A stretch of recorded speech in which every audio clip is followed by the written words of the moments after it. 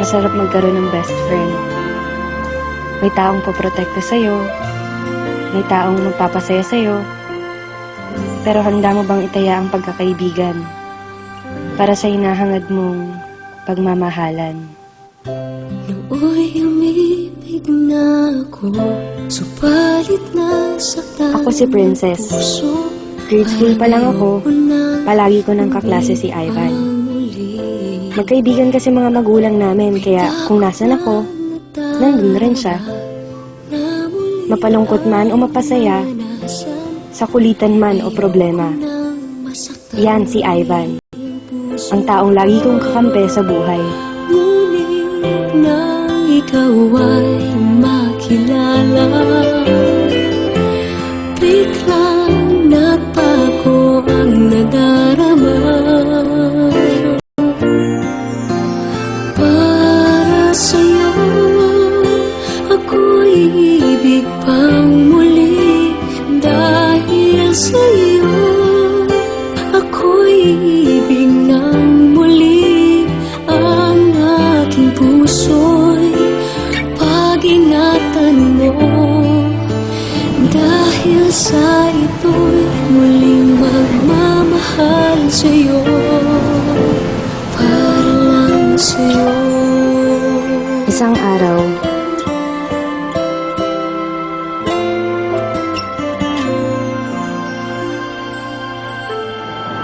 bakit ka naman sumali sa park? Wala lang, gusto ko lang. Gusto mo lang? Alam mo bang delikado yun? Alam mo naman ang pinapasok ko. Ang dami-dami sumasali sa ulat. Matapos ang araw na yun, iba, at sa'yo lamang nakita ang tunay na pag-ibig laging hinahanap. Buti na lang ika'y nakilala. Binago mo ang nadarama. di na siya nagpaparamdam. Di na siya nagte-text.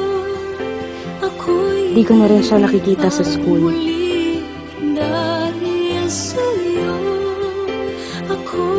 Kamusta na kaya siya? Pinuntahan ko siya sa bahay nila.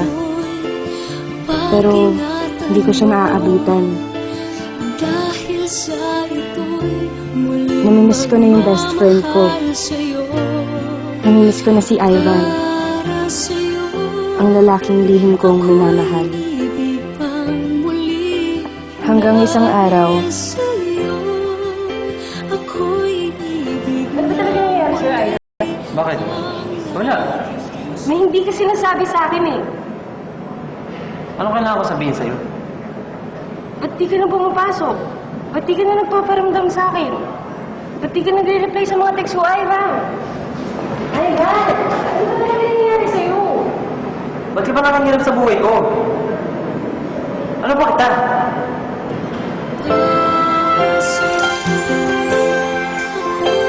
natahimik ako sa sinabi niya.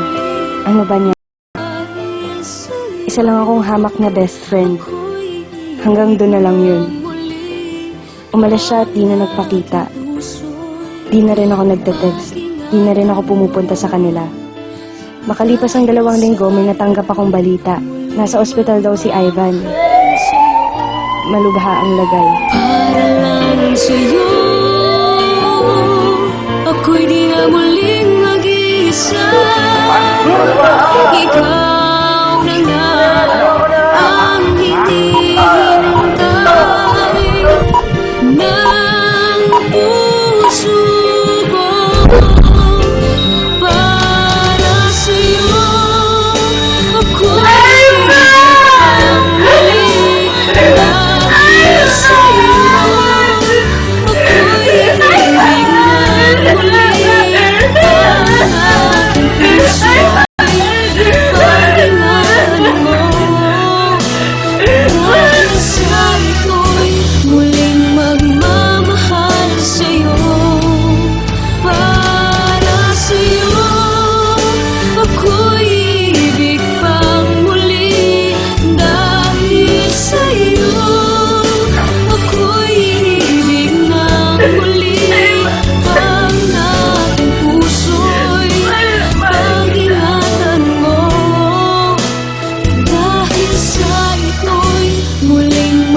sinagot sa akin ng cellphone ni Ivan.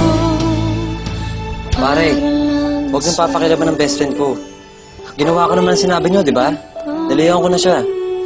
Basta huwag niyo nang gagalawin si Princess. Mahal na mahal ko yun.